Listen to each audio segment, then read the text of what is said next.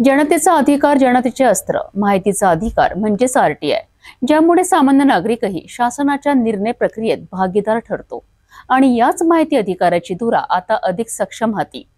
राज्य माहिती आयुक्त पदाची सूत्र 8 मे रोजी रवींद्र हनुमंतराव ठाकरे यांनी स्वीकारली आहेत.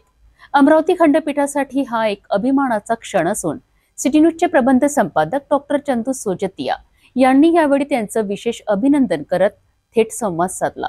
राज्य माहिती आयुक्तपदी नुकतेच नियुक्त झालेले रवींद्र ठाकरे यांनी 8 मे रोजी अमरावती खंडपीठ कार्यालयात आपला पदभार स्वीकारलाय. यावेळी सिटी न्यूजचे प्रबंध संपादक डॉक्टर चंदू सोजतिया यांनी त्यांना पुष्पगुच्छ देत शुभेच्छा दिल्या आणि माहिती अधिकारांसंदर्भात एक विशेष संवाद साधला. या संवादात रवींद्र ठाकरे यांनी माहिती अधिकार कायद्याच्या महत्त्वावर प्रकाश टाकत सांगितले की हा कायदा म्हणजेच जनतेसाठी एक शक्तिशाली शस्त्र आणि अस्त्र आहे.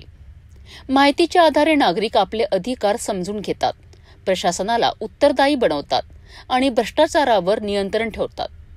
ठाकरे यांनी स्पष्ट केलं की नागरिकांचा जास्त संपर्क ज्या विभागांशी येतो, जसे की महापालिका, पोलीस, महसूल, ग्रामपंचायत, तिथून सर्वाधिक माहिती अधिकाराच्या अर्जांचा ओघ असतो. आरटीआय अंतर्गत एकूण 17 प्रकारच्या माहिती मागता येतात आणि त्यात पारदर्शकता राखणंही ही प्रमुख जबाबदारी प्रशासनाची असते.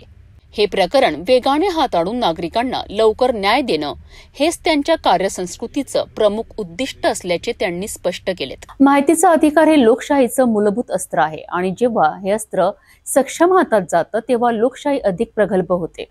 राज्य माहिती आयुक्त रवींद्र ठाकरे यांचा कारभार स्वीकारणं केवळ एक औपचारिकता नव्हे तर नागरिकांच्या हक्कांच्या लढाईत एक नवा विश्वासाचा टप्पा आहे.